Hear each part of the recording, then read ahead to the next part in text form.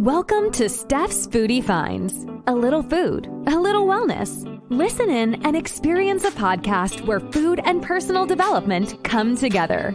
Now, here's your host, Stephanie Magsino.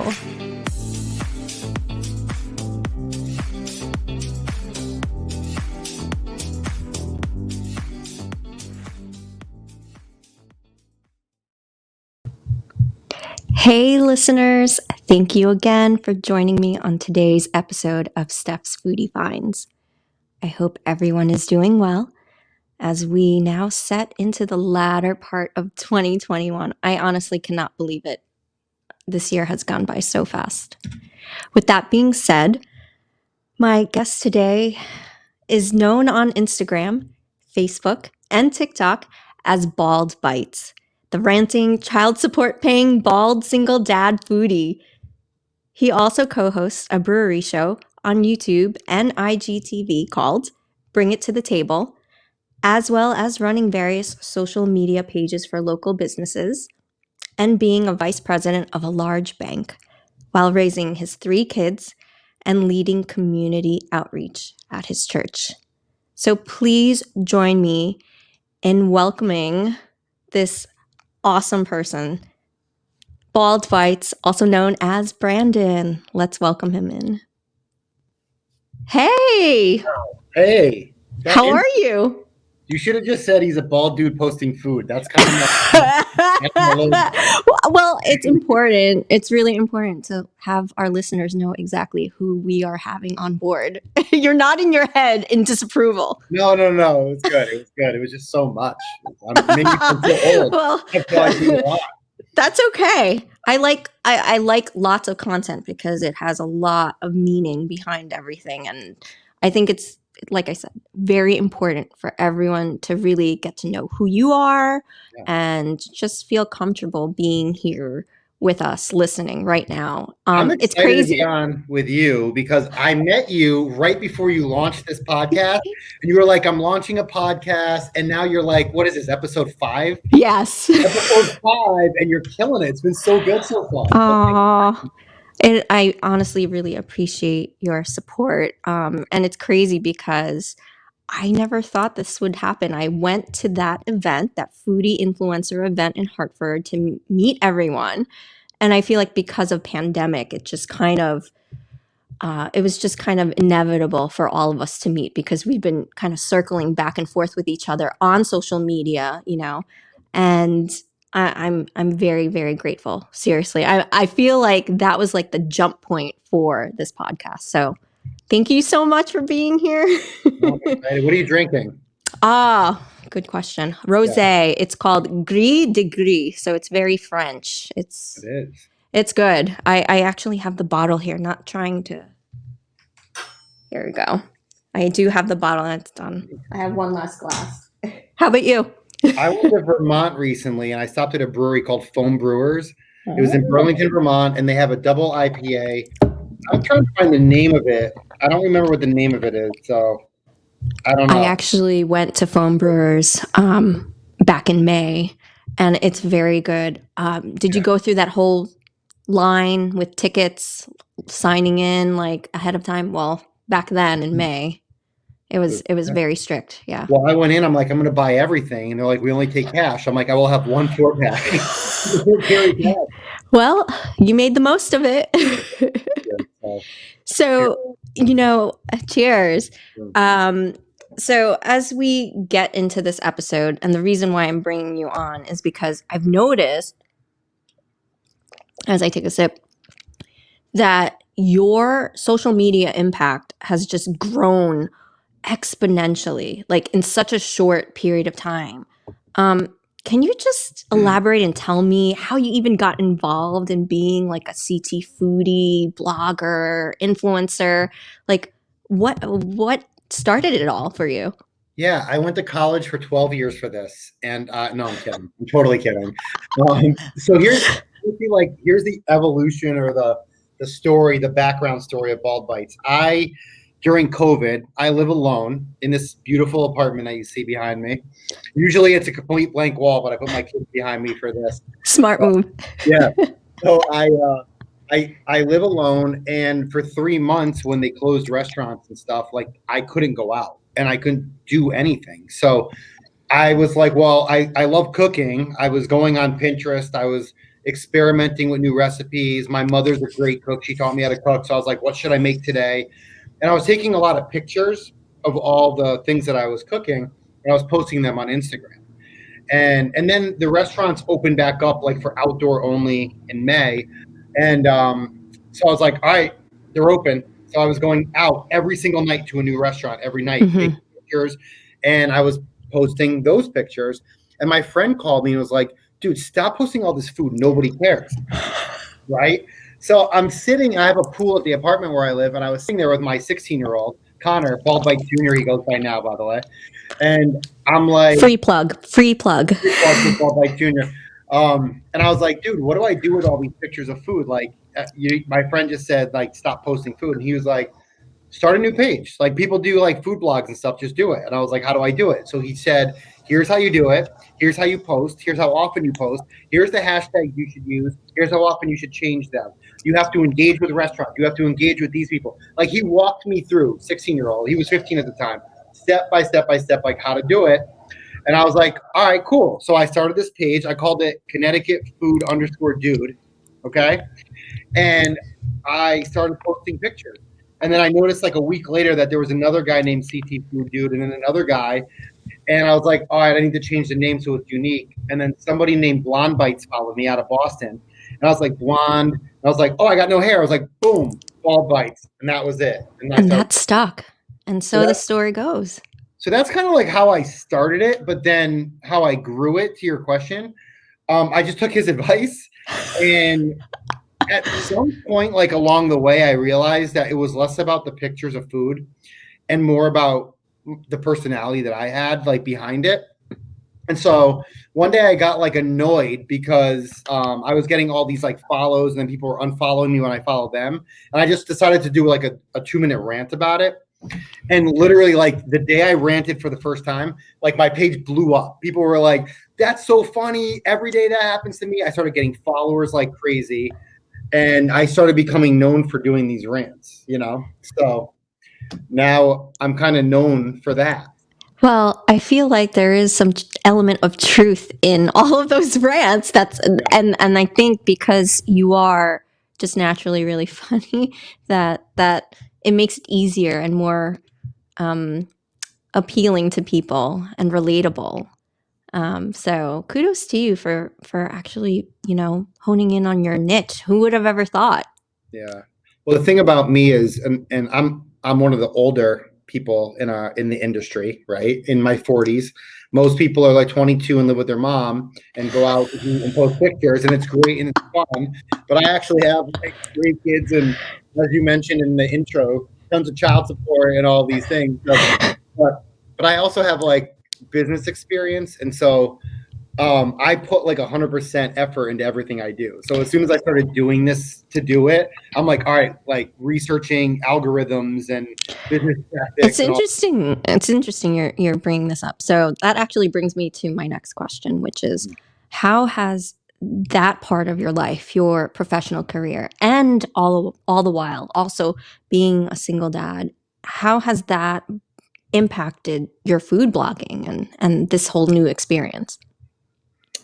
Well, it's I think that it's a good question. The professional career has helped me because I kind of understand how to like run a business, how to grow a business, right? Because I do that, and I'm a banker. Like I help businesses grow. That's what my job is, financially. But I've never done marketing or social media stuff, and so I've been trying to figure it out as I go along. But having the 3 kids helps because they know it better than I do. Yes. Being a dad is something I take a lot of pride in, and it's been fun because like the kids think I'm cool, and well, they won't admit it. But they know you are. Their friends follow me, it's kind of become like a bonding thing. Like we go out to dinner now, and they're like, "Dad's got his light. Don't eat the ice cream. We got to take pictures first," and it's just been kind of like one of those things, like you and I met at a Dame Drops event, right? Yes. And earlier today, my son was sending me like posts from Dame Drops, was like, this is my favorite dude on Instagram. And I was like, oh yeah, like that's the guy that like I met, and I don't know. I don't know if I answered your question, but you're a parent. Yes. Right. So yes. Answer your own question. Like, I work from home. I work in finance and accounting since the early 2000s. That puts me and you in the same boat. I am a mom of an awesome 10-year-old girl, but she's going through preteen stage right now. And I'm going through the motions of also understanding that she has a better understanding of technology than I do these days. Yeah. Just the other day, she had to explain to me what a thumbnail is because I didn't know what that was. Little things like that. And I feel like I'm getting the new education from my daughter. Yeah. And then I'm getting to also utilize my accounting and finance background in a different way. Strategizing, right? Planning, budgeting, all parts of, business management and finance and accounting, running a business. And in some way, even this podcast is similar in that it correlates to using a lot of those skill sets that, at first when I came into this, I thought to myself, I don't know anything about social media and being an influencer. Me? Ha! No way. And then it became, well, this is really relatable to not just me looking on people's, social media platforms, but I feel like I can be relatable to people if I just be myself and somehow utilize, like you had said, your actual know-how before even coming onto a social media platform and having your own. And that's just kind of been, hey, you learn as you go, like you said. Yeah. I think I love what you just said that I love. And this is why I wanted you to answer your own question is like, you talked about being yourself, right? And one thing that I've learned getting to know you, and I don't know you very well, but just our couple of conversations is that you're always yourself. And that's exactly what I wanted to do when I started this page. Like people joke around that I talk too much about paying child support, or I talk too much about how I've been divorced twice, or my age. But like all of that stuff is like real life trials that I've gone through. Right. That have impacted my life in a significant way. And not just me, but a lot of people out there. Right. I struggle to make ends meet because for years I have been paying a lot of child support. Mm-hmm. But I always show up for my kids. I'm always there. Like there are events that I have to miss because I'm with my kids and that's my priority. But I want people to know, like, you can make fun of the hard things in your life. Like, Okay, so you make a great point. So I think it's two things that you're touching upon. It's actually you coming to be very self-aware to the point where you know where you are. You are really secure in yourself and your place in how your life has articulated all the way till this point. But you're able to joke about it because you kind of see everything behind you now. You're kind of now taking this with a grain of salt. You've lived it, you've learned it, and now take the lesson and take your beer and keep moving, Yeah. And I feel like that's the best way to actually go about life in general. If you always take the past with you, you're never really moving forward. Right. So like one big part of me that I don't put out too much, but I put out a little bit, is that I'm Christian and I go to church and I believe in a lot of spiritual things. I believe that God has a plan for all of us. So for me, I know that part of the plan was what I went through to get to where I'm going to. But one of the things that I listened to on a sermon, and I listen to sermons a lot, was the pastor said, true joy only exists in the present.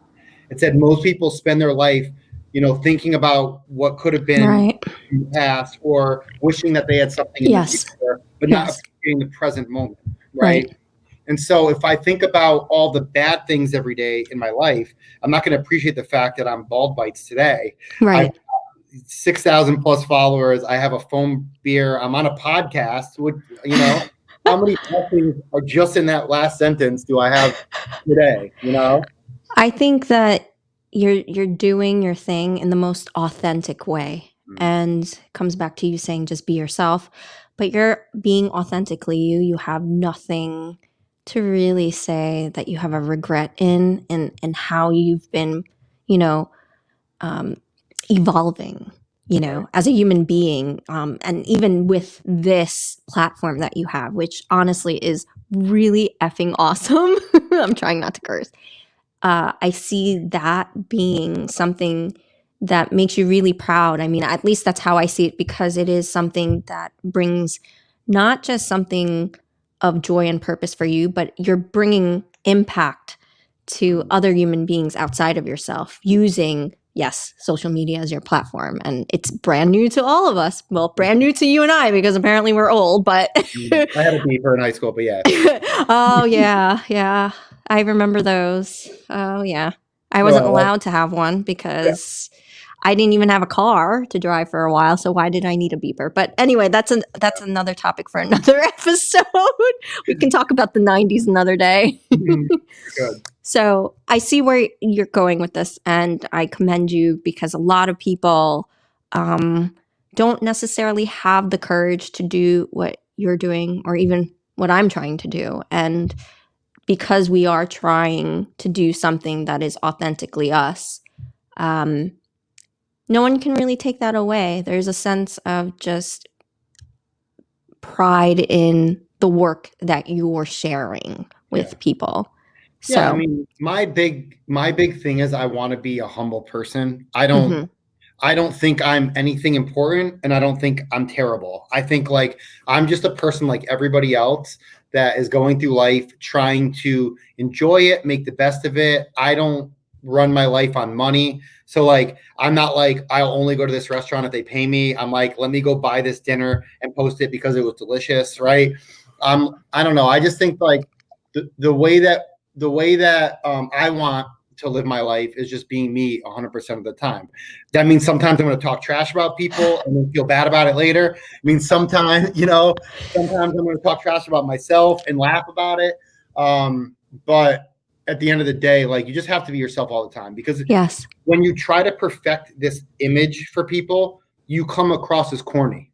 Like, well, you just come across as fake, right? Because fake, and we like don't want that.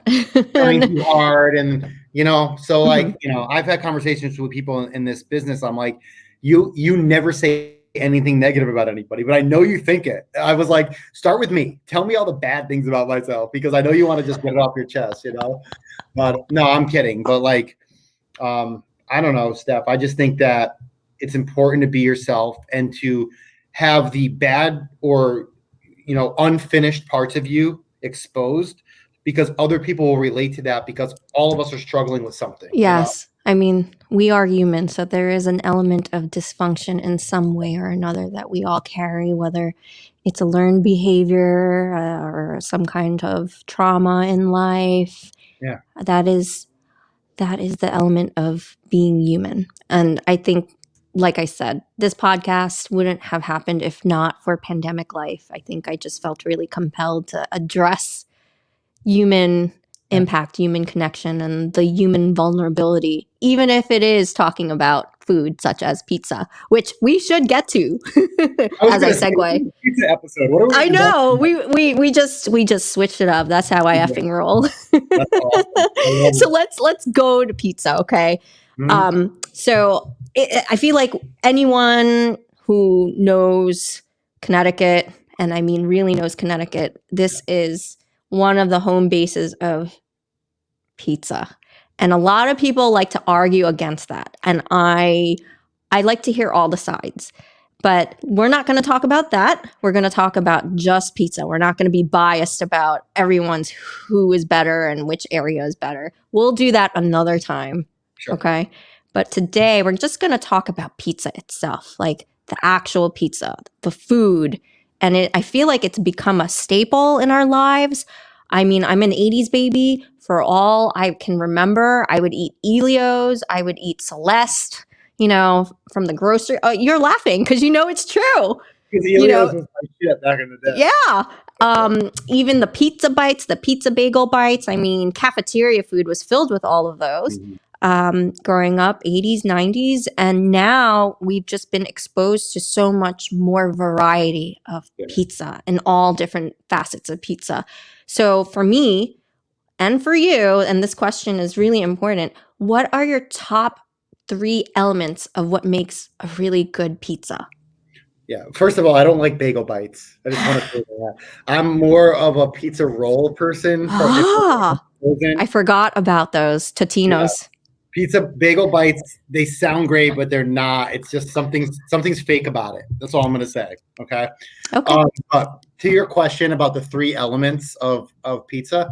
So for me, it has to start with the dough and the crust, right? And so obviously, like in Connecticut, we have a lot of coal-fired pizza. That's my favorite because I like a char on the crust.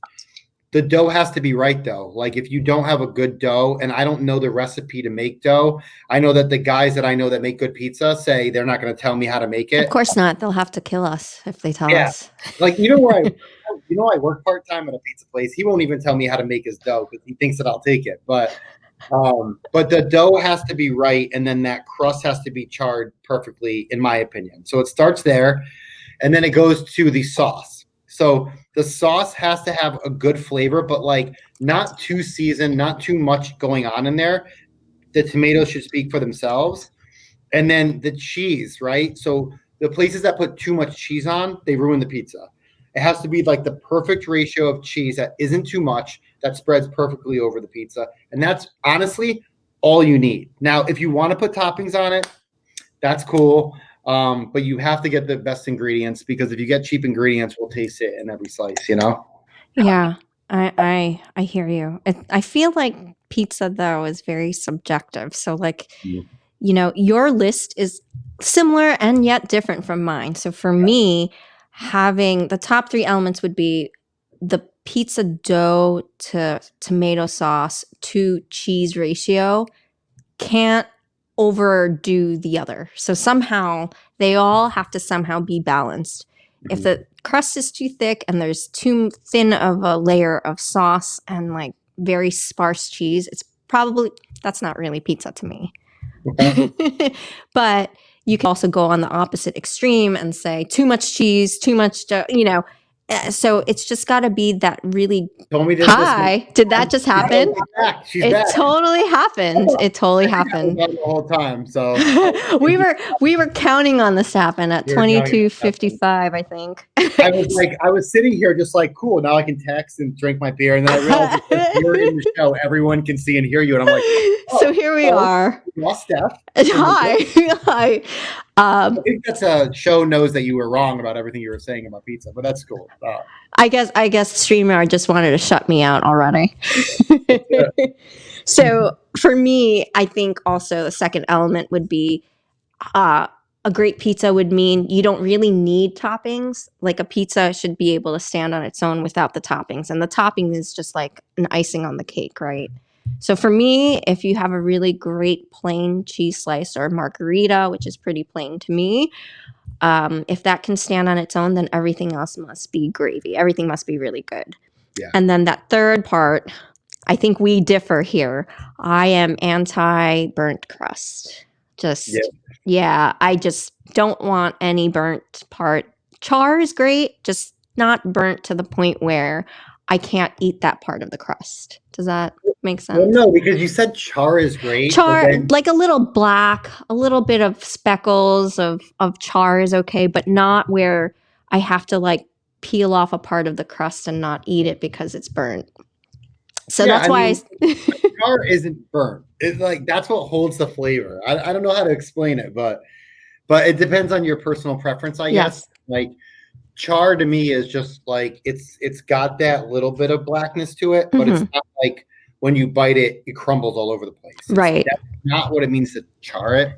It's kind of like when you roast a marshmallow, right? Yeah. When you're a little bit yours and you roast a marshmallow and it gets black, right? Like, are you the kind of person that doesn't like that anymore? Okay. I don't like it black. I like it just a little burn, a little brown, and then I remove it and let it just melt into the rest of the chocolate and graham cracker. It's cool. When this airs, the movers will show up to move you out of Connecticut. That's okay. I was born and raised right outside of New York City, so it's fine. But I will say I've been living here since 2006, 2007. So is that even considered a permanent resident now? I think it is. It But is, right? so you're what do they call it? A transplant? You like they Yeah, transplant people in transplant. here? Yeah. So maybe one of your questions for me is going to be this, but I'm going to ask you right off the bat. Like, so living here 6-7 years now, like, what's your favorite pizza in Connecticut? Oh, well, with Connecticut, that's a no-brainer. Right now, as of right now, it's Modern a pizza. Right now, as of right now. Okay. And I feel like I'm seeing a lot of social media posts where there are new and up and coming pizza places that have just opened, that are opening, about to open this week and next week. And it's really interesting because everyone's bringing a different flavor and element to the pizza game. So I feel like that title is really up for grabs. Like I'm really open to seeing what's going to happen within the rest of 2021 and onward. It's funny because you chose a New Haven pizza place, but you chose the one that is wood fired, not coal fired. Yeah. And that's a big difference in how it tastes, right? Yes. Yes. And I grew up eating Modern because my friend lived right above there in the apartment. Wow. And we used to go, they worked at Christopher Martin's next door, waited tables, and then we would go up to their apartment above Modern. So we ate Modern a lot, and it was one of my favorites. But it's the difference in the crust that must make you like it the best. There's something in it. It must be that wood. Okay, so I'm going to throw that question back at you. What is your favorite pizza? Yes. All right, so here's the thing. I've lived in Connecticut almost my whole life, except for one horrendous year in Pittsburgh. Okay. So that doesn't count. I grew up in New Haven County. Okay. And my favorite pizza was always Sally's. Wow. Sally's, hands down. I love the sauce. They get their cheese from some mysterious place that nobody knows. And I don't know where they get it from, but it's different than the rest of the spots. I love that they have an outdoor space now because it used to be horrendous to get into Sally's, but now it's a little bit easier. And it's just, there's something about it that's so good, right? So anyway, I grew up in Cheshire. And when I started Bald Bites, I started seeing these pictures online of this coal-fired pizza place opening in my hometown in a spot that used to be a deli. And so I was like, well, I got to go try it. I'm Bald Bites now. I got to take pictures of it or whatever. So I went. They were only doing curbside because of COVID. So I went. A girl came to my car, brought me my pizza. I went home. I took pictures of it right here with my ring light and this whole thing. I don't usually look this good. It's the ring light. So I had that same ring light in the pizza, you know. And then I posted it, and I remember like I got a DM almost immediately from the owner of this place, and he was like, "Dude, why didn't you come say hi? It's George. We went to high school together." And I'm like, "George? Like George who?" And he like said, "George, I own this place." So the name of the place is Fuoco Pizza, right? And so I started going there all the time because it turned out I knew the guy for like 20 years. We hadn't talked since high school. And his pizza it could be on Worcester Street in New Haven, and nobody would know that it wasn't one of the classics because it's that good. It reminds me of Sally's. Wow. Crust. It has the sauce that's ridiculously delicious, perfectly simple but delicious at the same time. The cheese is perfect. The toppings are great, and it's just so good. And it's in Cheshire, Connecticut. So my favorite right now is Fuoco Pizza. Awesome. Can you tell me and elaborate which pizza is your favorite at that spot at Fuoco? Well, I have one named after me. Just wow. So you know. It's called the Bald Bites Burrata Pie. It's burrata, prosciutto, a balsamic glaze, basil and garlic. It's I'm white. Hungry now. I'm hungry now. It sounds amazing. Yeah, but I'm really simple. I like a red pie. I don't need it to have a lot on it. I usually get the margarita, and then I'll add like pepperoni or bacon to it because I want a little meat in the pizza. Mm-hmm. But the sauce there speaks for itself, and so I don't need a lot on it. Okay. So, yeah. Wow. Yeah. Well, I appreciate you coming on board. I told you about that hiccup. It is just haunting me now. With that being said, Let's do this again. We got to do like a part 2, but we'll dive into like 90s like snacks or something like that. You ready for that? Honestly, I listened to your episode with Todd Cooks about relationships. Oh, go for it. I have so much to add to that. So, like, if you ever want to have me on, maybe I should have both of you on simultaneously. We can do a podcast with all 3 of us. I mean, he's a Cancer and I'm a Pisces, so there'd be a lot of romance in that. Yeah. I was going to say there's going to be a lot of. Well, I mean, yeah, you could have me for days. I'm a Scorpio, so throw that in. You come in guns blazing. That's what happens. So they say. So they say. Thanks for having me, Steph. I appreciate this so much. Let's do this again. Enjoy the rest of your beer. Enjoy the rest of your night. And I'll see you soon, okay? All right. Thanks, Steph. Okay, thank you. Bye. Well, guys, that pretty much brings us to the end of our episode. Brandon is awesome. I feel like we could have been talking for hours, to be honest with you. So I hope you guys enjoyed this episode. That's clearly all the time we have for today. But until next time, I hope you guys decide to tune in once again. So until then, until episode 6, which I'm hoping I do get to actually record next week. Until next time, bye.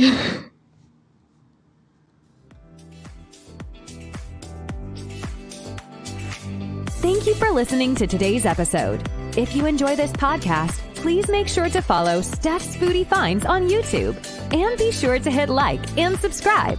Stay tuned for the next episode of Steph's Foodie Finds. Until next time, eat well and be well.